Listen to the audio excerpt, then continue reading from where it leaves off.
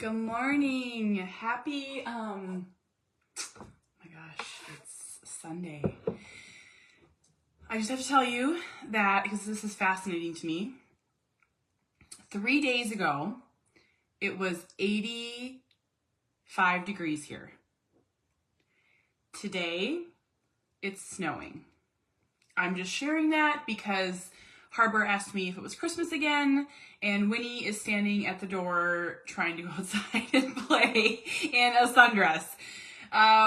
We are so confused here by the weather. Good morning, good morning. As you pop on, tell me where you're at. Tell me where you're at. Tell me your weather. I know, I'm a weather nut. Hi, Missy. Missy, you're supposed to be getting a big snowstorm today. Oh my gosh, that just sounded so... Big snowstorm today, eh? Hi, Jessica. Hello, hello. Hi, Karen. Minnesota, you know my weather. Oh, it's terrible. Hello. Okay, so really good night's sleep. We're making some progress. Hi, I'm Kate, by the way, if you're new. We have 4 kids. We have Cooper, who is our autistic kiddo. This is him when he was angelic and I could hold him. Now he comes up to my shoulders and he wears the same size shoes as me. He is the reason that I share our secret world. I have Sawyer, who's 10. He had a sleepover last night and just informed us that they stayed up way too late, which I don't know how that happened because we thought we were on top of it. Kids are sneaky spies. And then we have Harbor, who's 4. He is next level this morning. I think someone put a quarter in him. I don't know how he wakes up with so much energy. He like levitates up. We've colored. We've built with blocks. We've read books. We've had popcorn. We've watched a movie. We've done all the things. And then Winnie, my baby, does anyone have a combination of girls and boys as kids? I will tell you, all 3 of my boys were incredibly snuggly, still are. My daughter, who's 1, she'll be 2 in May 25th. She's like, see ya. She is just not like the others. She's tough. And I don't know if that's the 4th child, if she's just more independent or what, but she's a whole mood. This motherhood thing, I swear it's a racket. In Texas, if you don't like the weather, we say, wait a few minutes, it will change. Yeah. Oh, Monique, you're the opposite of me. Yeah, Winnie's very different. She's really different than the boys. She very much, she's really good at playing, really good at acting older than she is. So she's 1, gonna be 2, but she does Play-Doh and colors and bakes and does everything that her 4-year-old sibling does. You would think that they're the same age. Like they're like besties. No girls are like that. Okay. I just didn't know if something was going on because I'm like, Winnie, do you want to come snuggle? And she's like, no. She's straight up like, no, it's a no for me. And I'm like, I seriously grab a hug as she runs by and smell her hair. I'm like, okay, bye. 4 girls, 1 boy. Oh my gosh. We think 4 kids is so many. So yesterday I gave a presentation it was amazing. It was one of my favorite I've ever done, to a group of folks in the medical profession. And I always do this joke where I'm like, yep, we have 4 kids. My husband say it's entirely too many. I'm not sure which one we get rid of if we could. And everyone laughs. And then I'm like, no, really, I don't know which one we would, because they're all so wonderful, but good golly. Yep, Dana, I can definitely check my email. Anyone that's in or near Pittsburgh and wants to do a meetup with me, I'm going to be in Pittsburgh on Friday.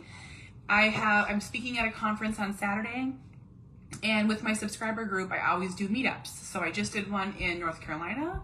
Now I'm doing one in Pittsburgh. Next month is Florida. If you are in the autism world and want to meet us, we're going to meet up and go line dancing. It'll be so fun. Be brave. Come. So join my supporter group. I don't have a link, but click that blue Become a Supporter button. Okay, so I want to tell you about this comment that I got. And I keep thinking about it. And someone recently scolded me and said, "You only talk about the negative." I don't think that's true. I think that's someone projecting. But I do like to point out some of the wacky things that are said to me, because I think it's how we learn, how we do better. So my story, it's the whole thing's in here, right? But what most people didn't know is, and I speak about this when I do public speaking now, is for 4 years I was a caregiver in crisis. So I'm standing before you and I'm saying that for 4 years I got up every day, I put makeup on, I did my hair, I got my kids where they needed to go, I got to work, I reported to the CEO, I led the meetings, I had a smile on my face, and then I picked up a little boy who was entirely nonverbal, and we went home and we locked our doors. And there were 3 locks on every door because he spent all of his time trying to get out of the house. There were alarms, there were fences. He broke glass and he broke lights. And he hit and he couldn't communicate, and it wasn't his fault. It was not his fault. He couldn't communicate. And he had chronic ear infections. He was failed by healthcare. He had chronic stomach issues, all these things. And he was trapped inside of his own world. And we couldn't help him. And for 4 years, we had regression. We didn't get better. We stood still. Or we got worse. And I didn't share. Maybe a little teeny bit. The surface. I scratched the surface. But I kept it all inside. And whenever anyone said to me, "Are you okay?" I would say, "I'm fine. I'm great. I'm wonderful." And I shared beautiful photos on Facebook of picnics and a make-believe party in our backyard. And no one had any idea that I was dying. I was drowning. I was sinking. And I didn't share because I didn't think anyone wanted to know. And I didn't think anyone cared. And I didn't think anyone understood. And from this point forward, I am making it my mission to find the one mom out there who's watching this, who is a caregiver in crisis. And I do that by sharing my story and normalizing the hard and recognizing these really hard feelings, right? Like anger and sadness and jealousy and remorse, and feeling them, sitting down with them and getting really comfortable and saying, "I'm really angry that we can't do what every other family can do. And my heart is broken that I might never hear my son talk. And I am terrified of what's going to happen after I die." It is a terror that you cannot understand unless you live it. And I'm going to say these things, even if someone fire shots at me. I'm going to keep going, right? Yesterday, I had what looked like a grizzly old man. Let's call him Kenneth. Just a grizzly old man in his profile photo. Big beard. Looked a lot like the men that I grew up with. His grandpas and uncles and friends, right? And he said, "I like Cooper, but the mom and dad are awful," or something like that, whatever. It was hard to understand because there was not a lot of punctuation, which is fine. But I normally just hide or delete or any of that. And I was like, I want to dig into this one. I'm gonna open the can of worms. And I'm gonna ask, why does this, what looks like a grizzly old grandpa, hate me and my husband? Like, what are we doing wrong? And I wanted to know. So I wrote back really kindly and I said, immaturely, I hope, I said, so often in this world of social media, we can get caught up in our own stuff, right? And we start sharing the highlight reel. I'm guilty of it. Can you let me know, Kenneth, what I'm doing that's so awful? Because I really would like to know. When we know better, we do better. And yes, there was 10% of shade in there, but there was 90% of like, I really want to know. Hold on, I have a kiddo that's, I don't think we're in close. Hey, honey, can you go out? Yep, go upstairs and get dressed, okay? Oh, I'll be right up. Do you want to ride choo-choos? We're going to ride a train tomorrow. Okay, go on up. Sorry. So Lila, I really wasn't wasting my energy. I really wanted to know, and I really want to share this message with you guys. This is to the mom out there who's struggling. And I said, just let me know. What am I doing that's so terrible? And he came back with a super long response, and I was like, ugh, settle in here. And there was a lot of stuff in there to unpack, but he said, I'm an awful mom because I am saying that this is hard. And the one sentence that really stuck out to me is he said, if you were my daughter and spoke like this about my grandson, I would disown you. And I packed that up and made some space in my head and tucked it in there. And yesterday 2 days ago, my husband and I went to a 3-hour drive.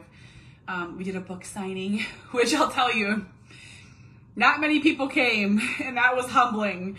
So if you want a signed copy of my book and you're in Duluth, head on over to Fickers and they will have signed copies. Go buy, please go buy those. And then we had dinner. It was wonderful. My son Sawyer got a gizmo. It's like a very low version of an Apple Watch, and he sent us like 50 messages and called 50 times, and he was like, I miss you so much, Mom. It was really quite sweet. Got up yesterday. I presented. Jody Pearson came. She did. Yesterday I presented to 100 people, and it was wonderful. It was why I do what I do. And drove home. I'm sick as a dog. And I let this guy's comment kind of roll around in my brain. If you were my daughter, I would disown you for saying what you said about your son. And I keep thinking, so here's my message to Kenneth's daughter. I am so sorry that you can't share any more than the perfect parts of parenting. I'm sorry that you are emotionally alone on this autism journey, because this is one of the hardest journeys that I have ever went on. The most amazing, the most rewarding, the most wonderful, the most isolating, the most confusing. You clearly have a parent that won't allow you to share. So I'm going to go ahead and guess that you're inside your house with locked doors and alarms on your windows. And when your dad asks you how you're doing, I bet you say, I'm fine. All the time. And I did not heal for so long. I did not heal. Again, if you see me present, you'll get the full hour-long story about this. But I kept myself perpetually busy. I didn't want to acknowledge that my son would need lifelong care. I didn't want to acknowledge that we would have to get a babysitter when he was 20 and 30. There were so many parts that I just couldn't acknowledge. I could hear it, but I couldn't truly acknowledge the really hard parts that are just real. They just are. we have to be able to share them, right? So, but I wasn't given a space where I could. I wasn't given a space. I learned really early on that people didn't want to hear about the hard parts. My feelings made people uncomfortable. So I kept myself perpetually busy.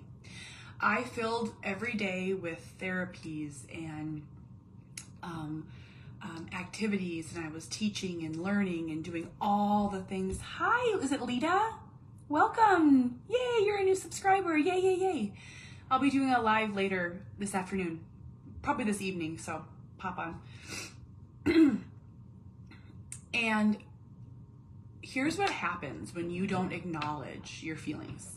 Here's what happens, you guys. You cannot heal from what you refuse to acknowledge.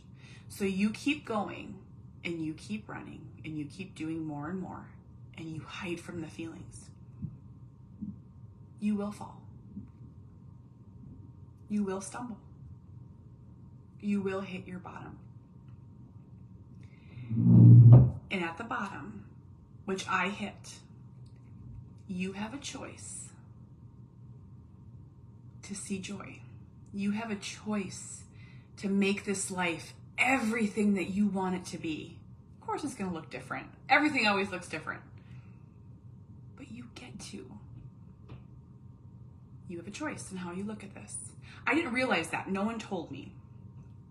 Autism was presented to us, and maybe it's different now, but 12 years ago it was presented to us as something to overcome.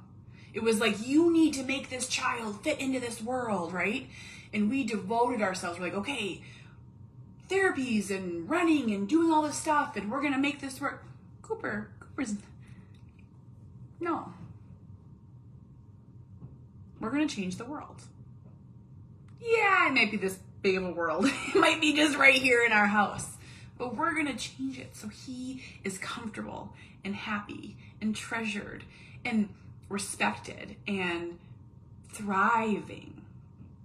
But when you're in this negative place, when you're running from the feelings that you're not allowed to acknowledge, you're not going to heal. I have met so many angry people. Angry people. And I think it's because those feelings were always stifled. So now, the best advice I can give you, Kenneth's daughter, is start grabbing some of those feelings. Start grabbing them. I'm really jealous that we can't do this. I'm really scared of this. I'm really worried about this. This is hard because. I'm terrified because. Grab them.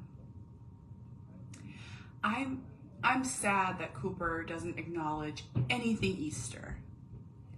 But I am so thankful that I get to sit on the front steps with him and wait for our family to come and look at airplanes and bugs and leaves and sand and dirt. I'm sad about this, but oh my gosh, you guys, Cooper wants to go on the light rail. He's asked me 15 times. We're going to go on the light rail tomorrow. I don't know what's going to happen, you guys. I don't know what it's going to look like, but we're going to go on the light rail. And he is so excited. Mom and Dad and Cooper. Once I started acknowledging all these really, really hard feelings, right? Sitting in them, making space, getting comfortable.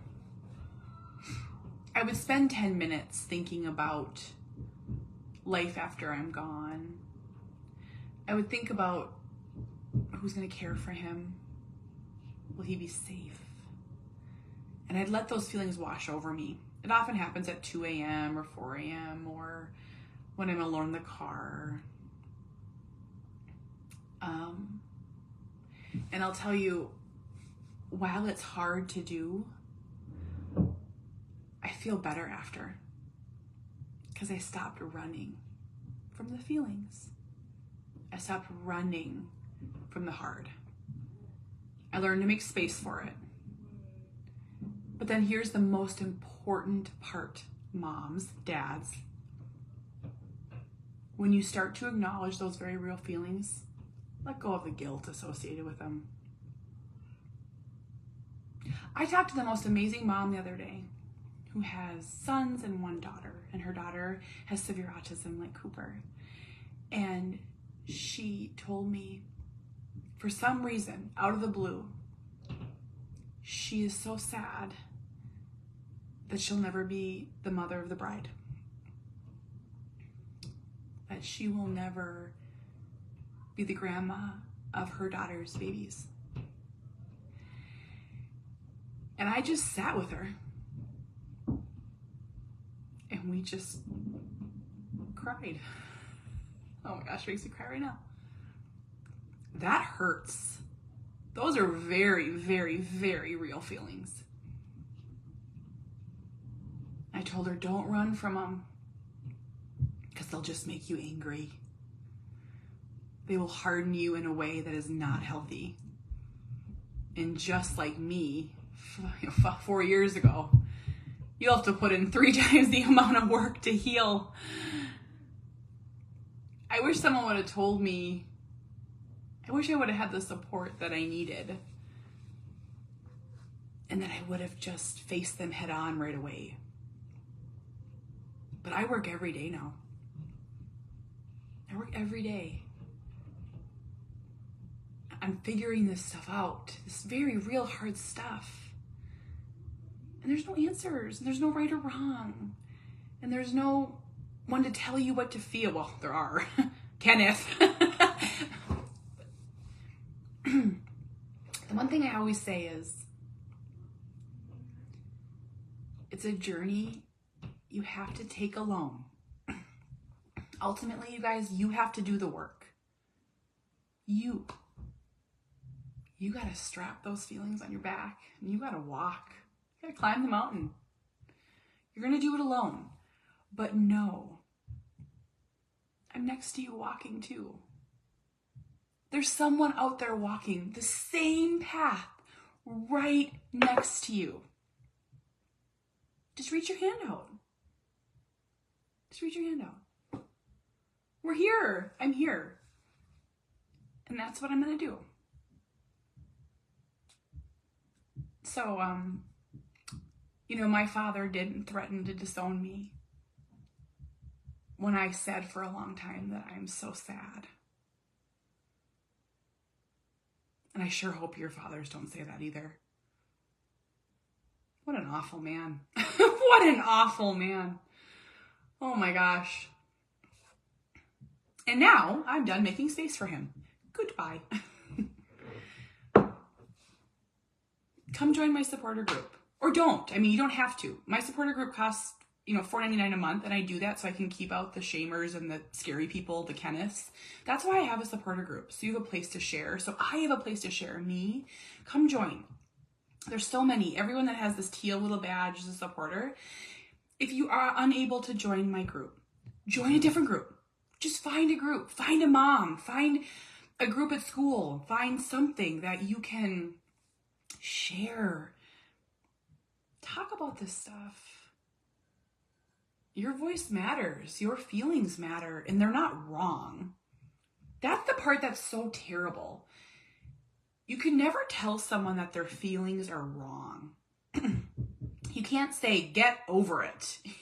You can't say, move on. The one I was always told is, why get sad when you just have to get glad again? And I didn't feel, and I didn't heal. Come join us when we're done. Click my Facebook page and click the Become a Supporter button if you want. If not, find another group. Just find someone. My whole mission is that no mother ever feels as alone as I did. Oh my gosh, you guys, I was so alone. I would just cry. Just cry. All day. The silence was deafening. That's what I'll tell you. Silence is deafening. Thanks everyone for your sweet comments. Okay, I'm gonna go. We're gonna, I think, actually take a drive down to the marina today. We have some major flooding going on in Minnesota. So we're gonna go see. Let's check out the boats and check out all that. We were supposed to build a sandbox today, but it is so cold. It's like 20. So Harper's like, are we building a sandbox? So that's not gonna happen. I'm flying to Pittsburgh on Friday. doing a meetup on Friday night. So again, remember, if you're in Pittsburgh, come join this group and you can do a meetup with us. Please, it's the best group. Saturday, I'm presenting for Autism Caring Center. They're having a retreat. And then back on Sunday, I'm back like 8 a.m. on Sunday. We have a baseball tournament all weekend for Sawyer, so I don't know how I feel bad for Jamie. I don't know how we're going to make this all work. It's so hard to chase one's dreams while having 4 children. And I never know if I'm doing the right things, but I'm going to go fast and do that. And then next weekend, we have 250 moms coming to Minnesota from all around the U.S. Like all the states are coming, and we have a 2.5-day retreat.